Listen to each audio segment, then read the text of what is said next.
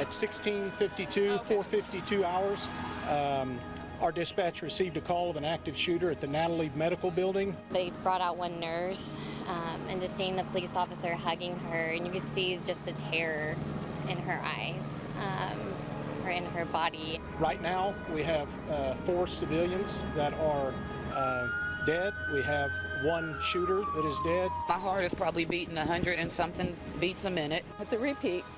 It just happens way too often. Something needs to change. There is nothing more this community could do for us than to pray for the families and the loved ones and the victims. This campus is sacred ground for our community. The heroes who protect you, think about what they mean to you, and think about in your own way what you can do to show your support for them in the midst of this tragedy.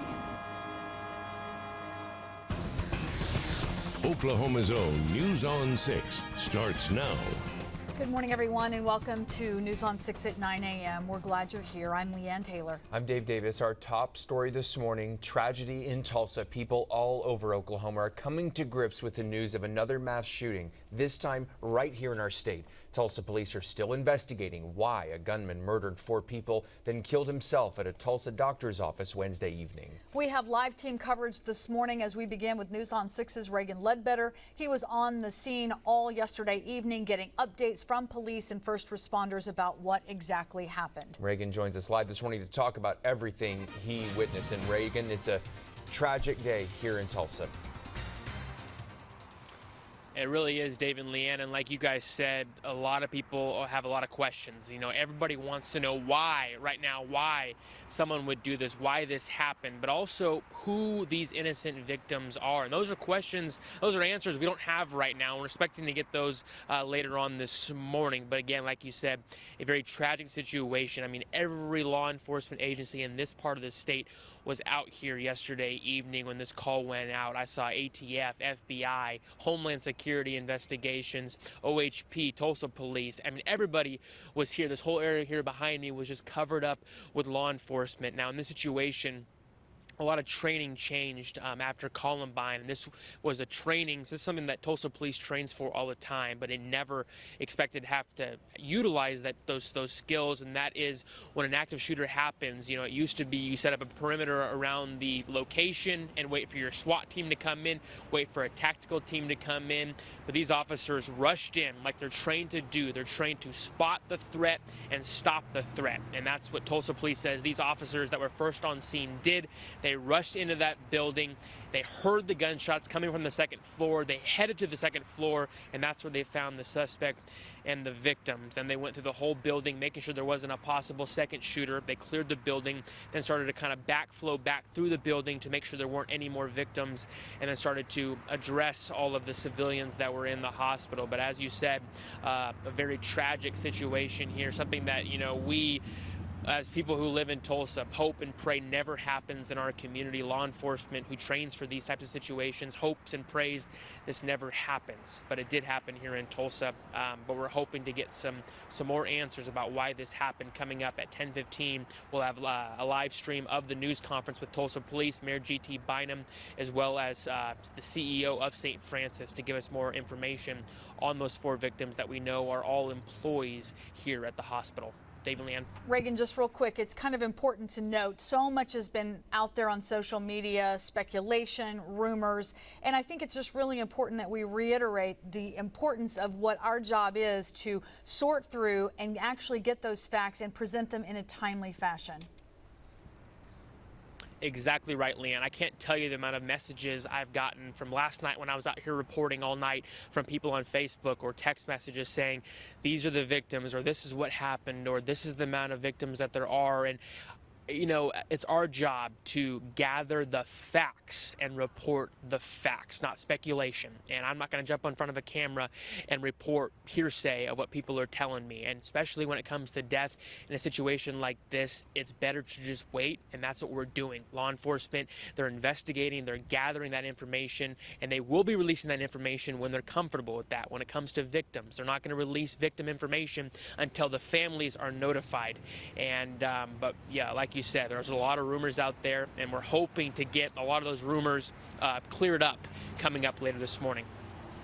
Reagan, thank you very much for reporting both yesterday and this morning for us. While that was happening, Muskogee police say they got a call from Tulsa police yesterday saying it was possible the shooting suspect planted a bomb at a home in Muskogee on Park Place North, not far from the Muskogee Country Club.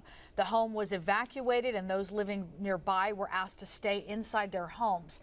It is unclear, though, whose home it was. Officers say the bomb squad with the Oklahoma Highway Patrol searched the home.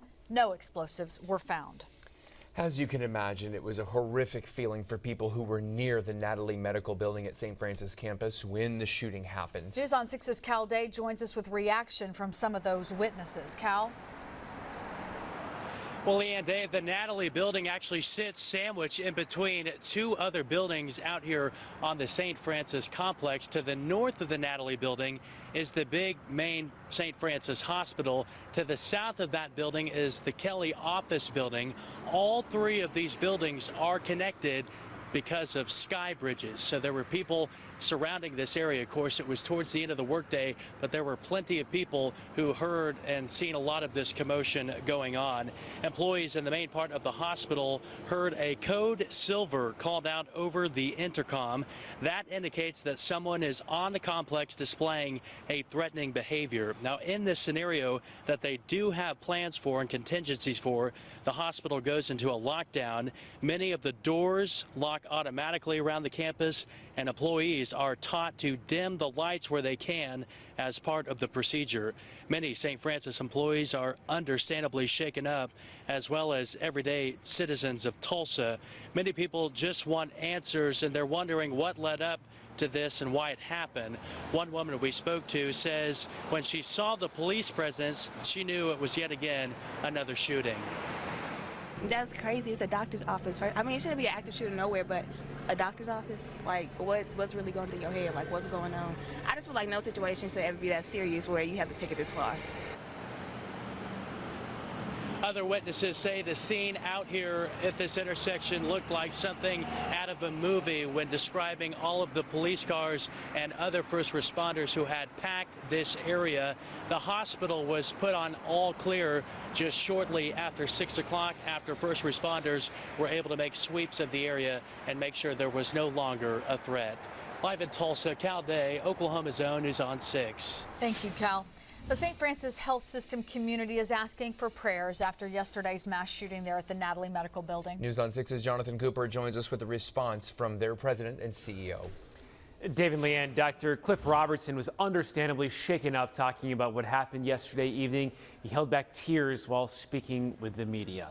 Robertson says there'll be a lot of questions and a very bumpy road ahead of them as they process this tragedy. He says there are more than 10,000 employees of the health system who every day commit their lives to taking care of people in need. He says this incomprehensible act will not change that.